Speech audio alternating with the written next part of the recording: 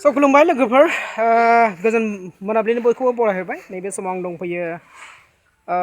गलाघाट जिल्लानि बेन्दोङाव थानाय नाम्बर बियाब एबा नाम्बर आनसलिक बाथौ जिथु आनसलिकनि थानसालि बेयाव दंफैयो थ' जरदार दिनै बे बाथौ थानसालियाव माखासे खामानि सोलिगासिनो दं जिथु मणिकुट लुनाय बे मणिकुटआ सोलिगासिनो दं ओरैजा माखासे मिस्ट्रिफ्रा मावगासिनो दं आरो जोङो फैगोन रबिबाराव जि जोंनि गलाघाट जिल्लानि मोनबा आनसलिकनि जि मोसाखावरिफोर बागुरुम्बा दोहौ मोसानाय जिथु जानो गोनां गुवाहाटीयाव बिनि दिनै लकेसन नायफैदों बे लकेसना जाहैबाय मयदमपुराव बे बाथौ थानसालियाव नायदों जोङो हलखौ देखायलांनो हागोन नोंथांमोननो माबायदि हल दा नोंथांमोननो नायलांदो हला माबायदि जागोन आं एन्ट्रि जाबाय आरोखि हल सिङाव नैबे गोजौ साइडआव जोङो मास्टारफोर फोरोंनो दोनगोन ओमफ्राय जा गासिबो जा लकेला खमसे खम 150-200 जनसो जागोन आरोखि जाथ्राबाबो 120 जनसो केपासिटि आरोखि गोजौआवबो थांना मोसानो हागोन जों जायगाखौ नायफैदों आरो बेखौ जायगाखौ जों साफा खालामनो थाखाय फैगौ रबिबारनि थाखाय जोङो मिस्ट्रिफोरखौनो खामानि लागायबाय आरोखि माबा मोनसे होगोन होननानै बिथांमोना साफा खालामसिगोन नायनो हागोन माबायदि जायगाया लेथ्रा जाना दं जायगाया बे जायगाखौ जों साफा खालामनो होनो नागिरदों आरोखि बेबादि लेथ्रा जानानै दं गोबोरखि दरजा खोरखि गैया नालाय बेखौ जों मिस्ट्रिफोरखौनो साफा खालामनो होदों आरोखि नैबे गोजौआ बेयाव थागोन बेयाव फोरोंहोगोन आरोखि थ' नोंथांमोना आंनि दावगा हारिमु आफाद ब्लग भिडिअआव गोदानब्ला नोंथांमोना चेनेलखौ साबस्क्राइब खालामदो जाहाथे आं बेबायदिनो मोसानाय बायदिसिना दामनाय देनाय बायदिसिना भिडिअफोर लाबोबाय थायो थ' नोंथांमोना साबस्क्राइब खालामना लायोबा नोंथांमोनाव भिडिअआ थाब थाब मोनहैगोन थ' बेखिनियानोमोन आरो नोंथांमोन देखायनो नागिरदों आं बाहेरानिफ्राय नोजोराया माबायदि जायो नायलांनो हागोन नैबेफोरबायदि आरोखि जायगाया बिराद गिदिर एरिया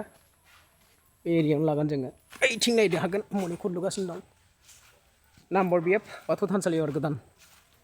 देग्लाय कमप्लिट जागोन बायदि आरोखि बे बाथौ थानसालि मोसागोन जायगाया नैबे आरोखि बागुरुम्बा हल बे समाव जोंना लोगोआ सासे लोगोआ फैफानाया आंजों फैफानाया बिथां रामसियारिया मिस्ट्रिफोरजों रायलायगासिनो दं आरोखि रबिबाराव जोङो 12टानिफ्राय लागोन नालाय प्रेक्टिसखौ थ' बिसोरो फुङावथ' जेबो मावा नालाय फुंनि 8टासोआवसो मावो बिसोर खामानिखौ थ' बिथांमोनखौनो बुंबाय गोबोरखि थानाय बथल थानाय प्लास्टिक थानायखौ साफा खालामनो आरोखि जाहाथे मोसानायाव जेबो उसुबिदा जाया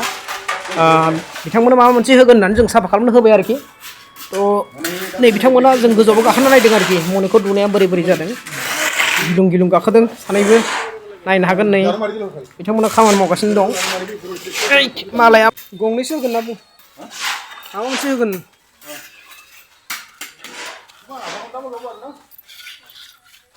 बथलफोरखौ साफा खालामनो हो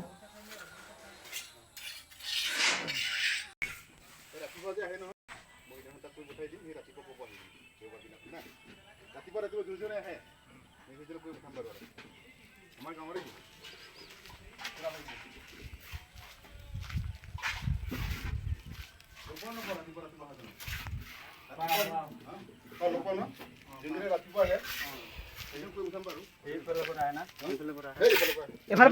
পৰা এজন আহে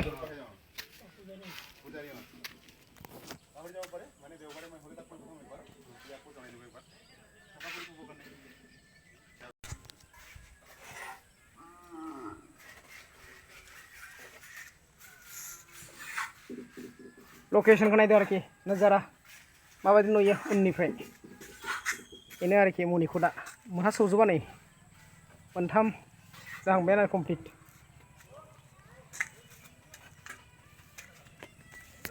बेखिनियानोमोन बाहागिमोन दिनैनि भिडिअआ मोजां मोनोबा लाइक शेयार साबस्क्राइब कमेन्ट खालामदो आरो मोजां मोनाब्ला ओरैनो नारख्लाबायना हरबानो जाबाय आरोखि नङा होमबा